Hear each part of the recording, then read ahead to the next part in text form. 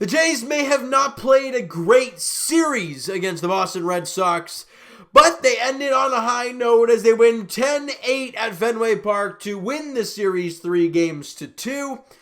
And the offensive explosion for the Toronto Blue Jays was all over the place today, and you saw all kinds of different things happen for this team. But the big storyline after the game, the Yankees lose to Baltimore, the Blue Jays win, therefore going into this 10 of the next 17 games against the Yankees, the Blue Jays have a 1-game lead over the New York Yankees. Wow.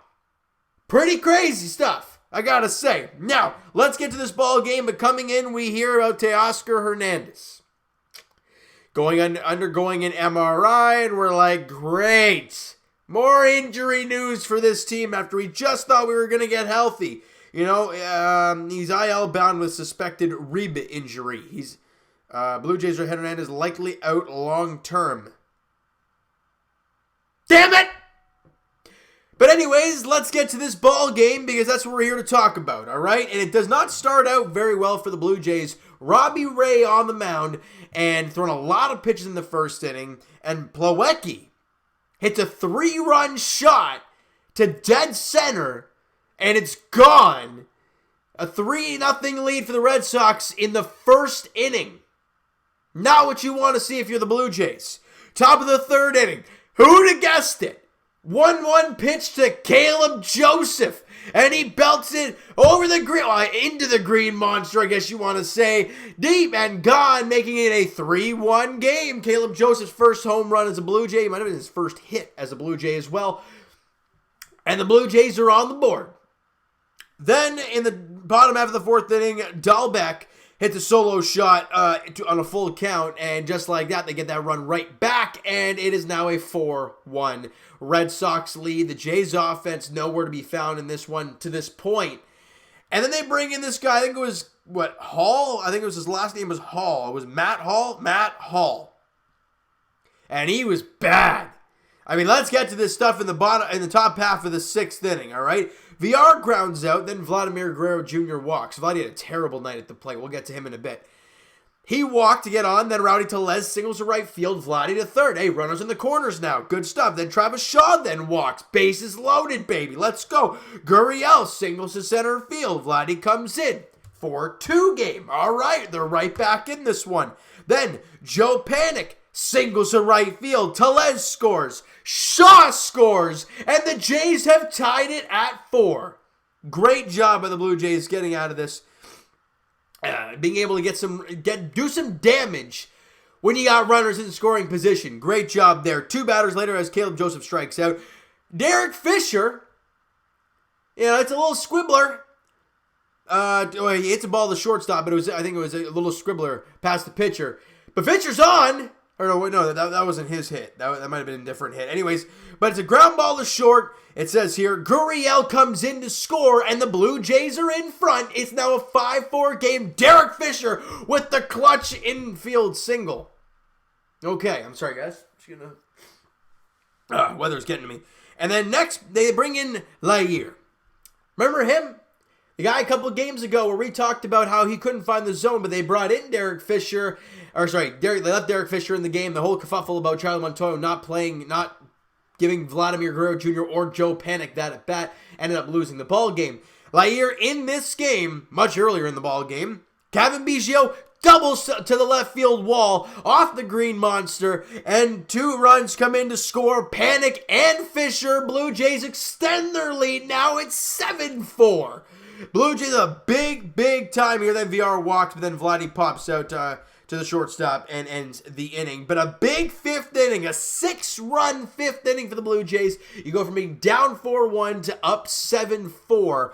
But the Blue Jays weren't done there. Let's go to the top half of the 6th inning. And Rowdy Tellez on a full count pitch belts one to center field. Deep and gone for Rowdy Tellez. Extending the Jays lead. It's now 8-4. All right, let's keep building on this. Then Shaw singles to left field.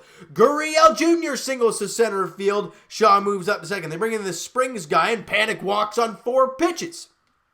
And Caleb Joseph grounds into a fielder's choice. Shaw ends up coming around to score on the play. It is now a 9-4 Jays lead. Then Derek Fisher, coming huge again, singles to right field. In comes Gurriel Jr. and the Blue Jays are now up 10-4. 10-4 over and out, people. Great job by the Blue Jays offense getting some clutch knocks and taking care of bad Red Sox pitching.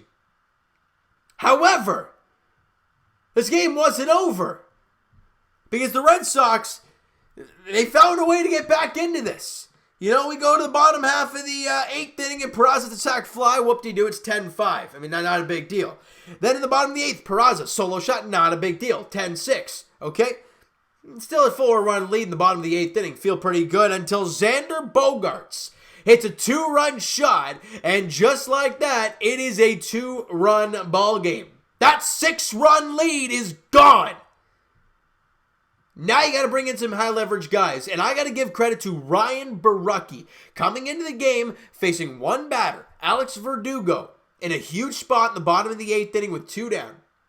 And he's able to get him to ground out to end the inning, to turn it over to Dolis, to get the save, and to win the ball game as the Blue Jays win it 10-8. And are now 22-18 on the season, and just a lot of offense today from the Toronto Blue Jays, and you're going to need it now, but it seems like Teoscar Hernandez being out for a significant amount of time, probably the rest of the year, which sucks because he was having such a good season, but if he's ended up being back, then great. But I don't expect it the way I'm reading that. Let me reread that for you guys so you guys can hear it right here. Where is it? Likely out long term. Here we are. The Blue Jays outfielder is expected to miss an extended period of time due to an undisclosed injury. Hernandez is reportedly scheduled to have an MRI on Sunday, which is today. Hernandez's injury is believed to be in the rib area, not related to the back tightness he has occasionally experienced over the past couple weeks. So really nothing significant, as of, specifics, right? We know it's a rib thing, but we don't know how serious it is. So, I don't know what's going to happen with Teoscar Hernandez, guys. Your guess is as good as mine. But now let's get to the stats here real quick, all right?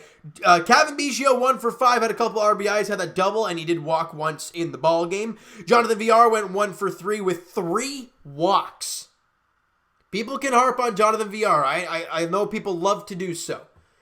But he went 1 for 3, and he walked 3 times. Great job getting on base there for Jonathan Villar. Very impressive there. Vladimir Guerrero Jr., as I mentioned, had a horrible ball game. Horrible offensively. He looked terrible. 3 strikeouts, went 0 for 5. Yeah, he scored a run on a walk, but, really, all 3 strikeouts he was waving at and not looking confident really at all. The pop out, waving at it. It's just he was not a very good day at the plate for Vladimir Guerrero Jr. Not a very disciplined, not a very disciplined day, and he didn't look very good at all. All right, but the bottom of the lineup is what really got the job done for the Blue Jays in this game. Starting with Rowdy Tellez, even though he's literally batting 4th in the lineup, but from 4 down, they did most of the damage. Tellez went 3 for 6, had 1 RBI, 2 runs scored, had the home run in the ball game. Ladies and gentlemen, Rowdy Tellez is hitting .295 with a .361 on base. He's having a fantastic year with the home run he had today. That's home run number 8. He had an RBI number 21. He scored 2 runs, I think. Was it scored 2 runs or 1 RBI? Yeah, scored 2 runs in the ball game. He scored 19 runs. His strikeouts, I'm assuming he struck out once today. Yeah. His strikeout numbers have gone down a ton. 18 strikeouts in 33 games. Rowdy Tellez is having a fantastic year, Jays fans. He really is. And I'm loving it, all right? Let's go to Travis Shaw, who went over 2 in the ball game with a walk. Sorry, 1 for 5. It cut off and it said run scored. 1 for 5 with 2 runs scored and had a walk, did Travis Shaw. And Lourdes Gurriel Jr. had a day. 4 for 6, 2 runs scored, had an RBI, and you notice when Lourdes Gurriel Jr. gets hot, look out, because he don't stop. 4 for 6 for Lourdes. He's now hitting .290 on the year. Great job. And Joe Panik continues to rank. He's hitting like 400 in the last 9 games. He went 2 for 3 in the game, 2 RBIs, had a run scored, walked twice. Ladies and gentlemen, Joe Panik's hitting .270 with a .357 on base. You know, he's doing fantastic. And that's why he's in the lineup every day. That's why he should have pinch hit for Derek Fisher a couple days ago, but he didn't. Great job by Joe Panik. Caleb Joseph went 1 for 5 in the ball game, but it was a big one for. He put the Jays on the board there early. Had the 1 for 5, had an RBI. I think it was an RBI, the fielder's choice that he had. So he had 2 RBIs, a run scored, went 1 for 5 for your number 8 hitter, your catcher. Great job. Haven't got much production from the Blue Jays catching all year long. And you got a home run and a couple RBIs for Caleb Joseph today. And Derek Fisher, I mean, we harp on him for that strikeout and how he's just bad because people don't like the way he started his Blue Jays career, and I'm one of those people. He went 2 for 4 in the game, had a run scored, 2 RBIs. He walked once in the game. He's hitting .250 with an on-base of .387. Now, obviously, it's in 13 games and a very minimal sample size. But Derek Fisher's doing very good this year. I have to say, in very small sample work, I like what I'm seeing from Derek Fisher. And he's using his speed. That infield single, he beat out, right? I think it was Hall on the mound. He had to double clutch it. But even with a double clutch, Fisher's safe. Most guys, even double clutch, they're out. It was a little dribbler back to the pitcher, really. But great job by Fisher. Bogey in and out. Getting a couple of hits. He had 2 RBIs in the ballgame for your number 9 hitter. Great job. On the mound, Robbie Ray got the start today. And look, the line doesn't really suggest how he pitched. He went 4 innings. Sorry, guys. 6 hits, 4 runs. All 4 were earned. 5 Ks and walked 3. The 4 runs, one was a 3-run shot. And the other one was it a solo shot? Hold on. I'm pretty sure it was a solo shot was the other one. Yeah, a dub by Delbeck. So, other than really 2 missed pitches, Robbie Ray wasn't that bad. He had 5 strikeouts. He walked 3 in 4 innings, which isn't great. But again, what do you expect from a guy like this, right? So, again, Robbie Ray wasn't the greatest today, but he allowed the Jays to win the ball game. As much as I don't know if he really deserved it, but Wilmer Font, struggled on the mound. The Blue Jays had the lead, right? This is when they had the lead big time. And Wilmer Font goes out there, and he sucked. He really sucked. Went an inning and a third, 2 hits, 1 run, struck out a batter, and walked 2. He just really was not very good at all in this ball game. But then Thomas Hatch comes in. And this guy is just impressing us night in, night out. An inning and 2/3. Didn't allow a hit. Walked 1 guy, Struck out 2. He was great. He was fantastic. Then you bring in A.J. Cole for the 8th, and you're thinking everything's going to go hunky-dory, but in 2/3 of an inning, he gives up 2 hits, 3 runs. All 3 were earned. The Xander Bogaerts 2-run shot, and then the other solo shot, which was by Peraza, and he also walked the batters. And he wasn't very good, was A.J. Cole today. Look, he's been great all year long, but he wasn't very good today. And Baraki, like I said, came in to face 1 guy and got Verdugo to ground out, and then Rafael Dolis picks up his 2nd save on the year. Clean inning, no hits, no walks, couple strikeouts. Great job by Dolis there in the bottom of the 9th inning, doing a job and picking up the Blue Jays win today. Now, as I mentioned earlier, the Blue Jays now take on the New York Yankees in a pivotal series. They have a 3-game set before an off day finally. All right, the matchups go like this. Jordan Montgomery on the mound for the Yankees in Game 1 against Hyun Jin Ryu. And then Game 2 is Jay Happ, former Blue Jay, who's having a terrible season. Well, he's bounced back a little bit. Against Taijuan Walker, newest Blue Jay, who's been fantastic since coming over. And then in the finale, it's the youngin, Davy Garcia. I can't. I'll learn it at some point here. Against Tanner Roark. And Roark's been awful this year, so I'm not too sure about the finale of the series. But we'll have to see how it all plays out. That's a 3-game set against the Yankees. All right, as I mentioned, the Blue Jays have a 1-game lead over the Yankees for the 2nd place in the American League East. All right, so you know what, guys? That is going to do it for this one. If you enjoyed the video and enjoyed this ball game, because there was lots of offense to go around, smack the like button to appreciate that. Hit the subscribe button if you guys have not already. Comment down below your thoughts on the game. Would you like, would you not like from today's game? I did not like the home runs allowed. I did not like Vladimir Guerrero Jr.'s at-bats.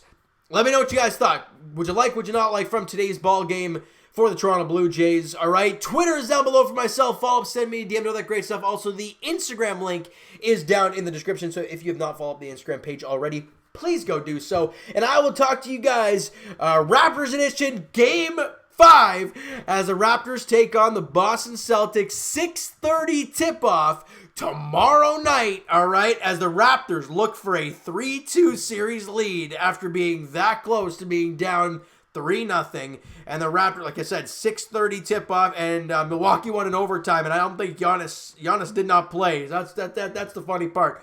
Anyways, 6:30 tip-off, Raps Celtics down in the bubble there tomorrow night. And as for the Blue Jays, like we talked about, they open up their set against the New York Yankees starting tomorrow. 6:37 first pitch there at Salem Field. Hyun Jin Ryu on the mound for the Blue Jays and Jordan Montgomery on the mound for the Yankees. All right, so thank you guys so much for listening and watching. Hope you guys enjoyed the video. Talk to you guys then.